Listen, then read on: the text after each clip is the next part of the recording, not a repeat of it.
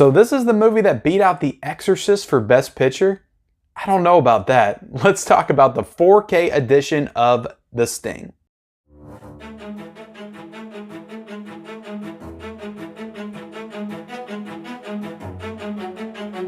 Hey everybody, and welcome back to the Mid-Level Media channel for my review of The Sting, the 4K edition from Universal. So this is one that's been out for a few weeks, but I'm just getting around to reviewing it and talking about it with you guys. But before I get into just breaking down my thoughts on the movie, the audio-visual quality, the packaging, the special features, all of that good stuff, I want to ask that if you are not yet a subscriber of the Mid-Level Media channel, what are you waiting for? Hit that subscribe button down there for more great content. I do all kinds of stuff on this channel, mostly centered around the world of physical media. I do weekly physical media updates with my physical media report.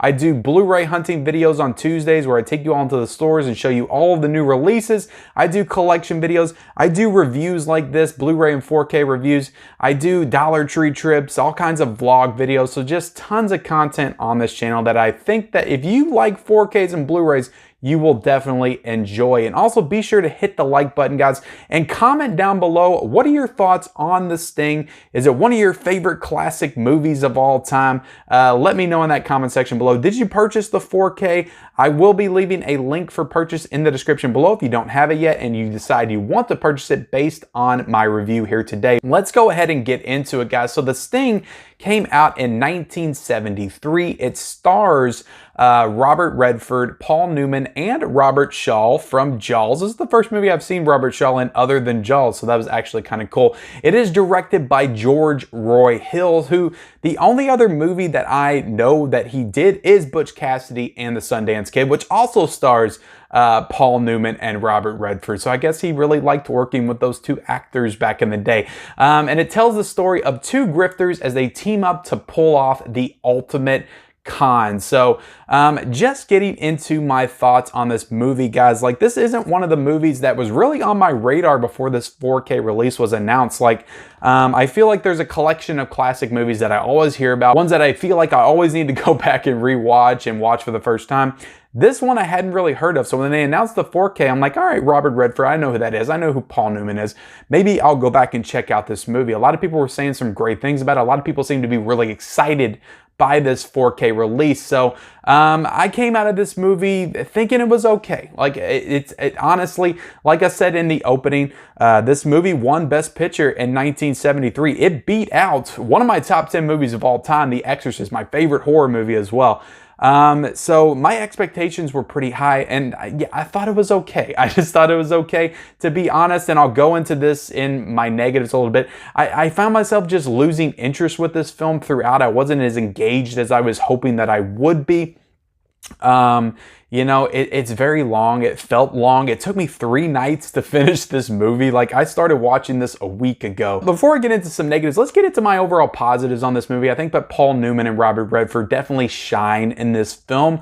I think that they're both very good. They have great chemistry together, great energy. They fit this style of movie just very well. And yeah, I enjoyed both of their performances in this film. I also think it has some really solid direction, some really interesting shots and camera work in this movie.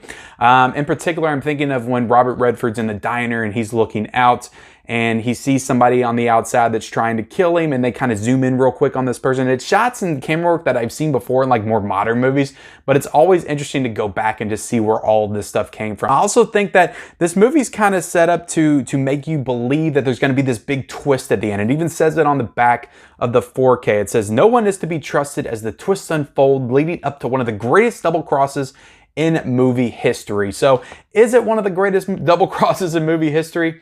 I don't know. It was fine. It kind of delivered. Like, I did like the way that everything came together and all the pieces came together. But to be honest, it was a little predictable. I'm not going to go into what this is because I know a lot of people probably haven't seen this movie yet, but I'm not going to go into all the details. But I kind of saw the twists coming, the double crosses coming. I knew what was going to happen. It felt very orchestrated, at least from that midway point on the train, that I kind of knew where it was going, and that's where it went. So I did think it was put together very well. I thought the writing was very sharp.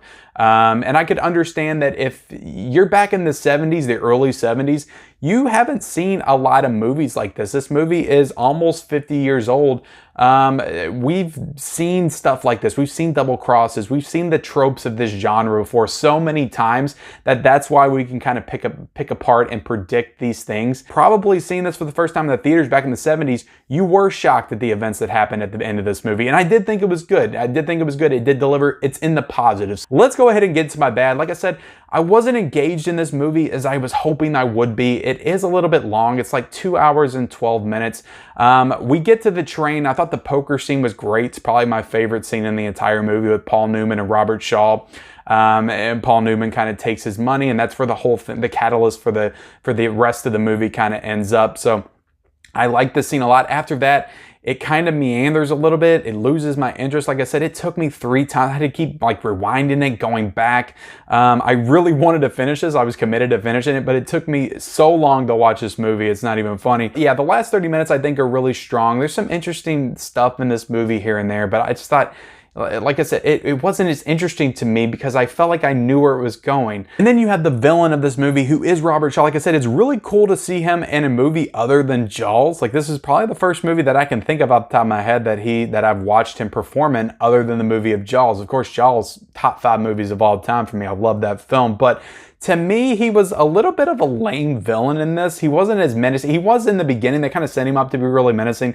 And then as it unfolds, you realize this guy's a bit of a dimwit. He's not very smart. He's not very intelligent. Like, how does this guy rise to the ranks of his crime organization and operation? So didn't make a lot of sense to me. I didn't think he was a really good villain at the end of the day. And then you got the music, kind of like that old school classic piano type music, that really lighthearted, like whimsical type piano music. I just didn't feel like that fit the tone of the movie overall, and I felt like it kind of just, it made me feel a different kind of way than I thought the film was trying to make me feel when they started to go in with those. And just the way it's set up with like the pictures of like the train, and it would tell you like the different parts of the film, like it was getting into its different acts and stuff.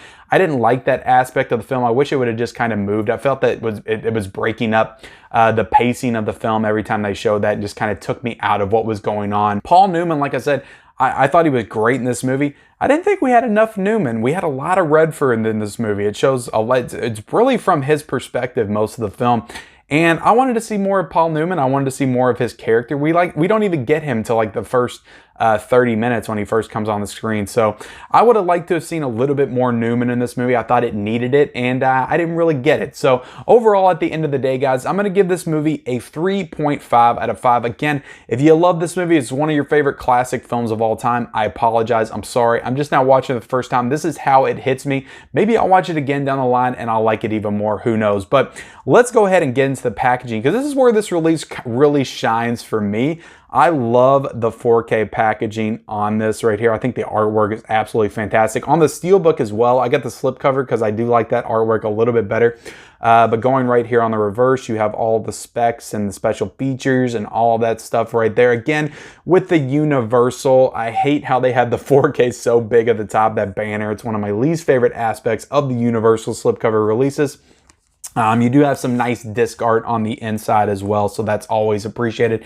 Getting into the visuals, guys, of this movie, and the picture quality is very sharp, but I didn't think the facial detail was as good as other releases that I've seen recently in the past, most notably the Django, where I thought the facial detail was just so sharp. Also didn't think the black levels were too great. To be honest, like, I haven't seen the Blu-ray. I didn't watch the Blu-ray. This almost felt in certain sequences like it was Blu-ray quality. Like, I noticed the 4K upscale, and this is a native 4K transfer in certain sequences, and others it just felt like a regular Blu-ray release. So the visuals are okay. I'm not saying they're awful or anything, and maybe if you compare it to the Blu-ray, which I didn't do, it's substantially better. But from my eye, I didn't notice anything spectacular with the visuals in this release. So getting into the audio, again, there was no upgrade from the previous 2012 Blu-ray release. There's no Dolby Atmos. This is still a DTS 5.1 audio track. So, I mean, it sounded really good. It sounded great. It sounded just fine. But again,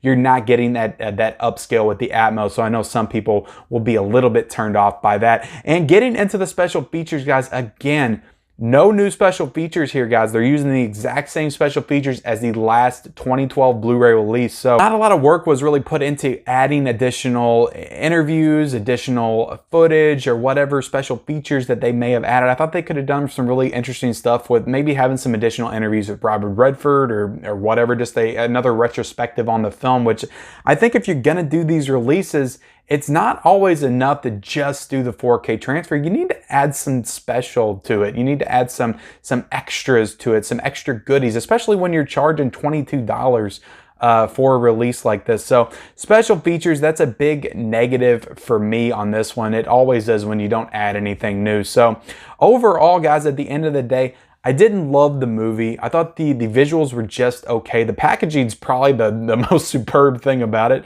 The audio's fine, but it's not an Atmos upgrade, and there's no additional special features. So for me, I'd have to say wait for the sale on this one. Like, it's a fine release, but it's not something I think that you need to go out and buy right now. Wait till it's about, I don't know, 12, 13, 15 bucks. I know it probably will be on Amazon. Keep up with my physical media reports every single Monday. I always report the deals on there, and I'm sure this is one that's going to go down to like 14 or 15 bucks sometime in the near future. And at that point, I would recommend, if you don't own the movie already, again, if you have the Blu-ray, I don't think there's going to be a whole ton of difference between this and the Blu-ray. So, but if you don't have the movie, it's really nice artwork. It's a nice release. It's a nice set. So I would recommend getting it for about 14 or 15 bucks. So, all right, guys, I appreciate you guys watching this review, this 4K review of The Sting from Universal. Please, like I said, comment your thoughts on this movie below. Do you love it? Do you think it's okay like I do?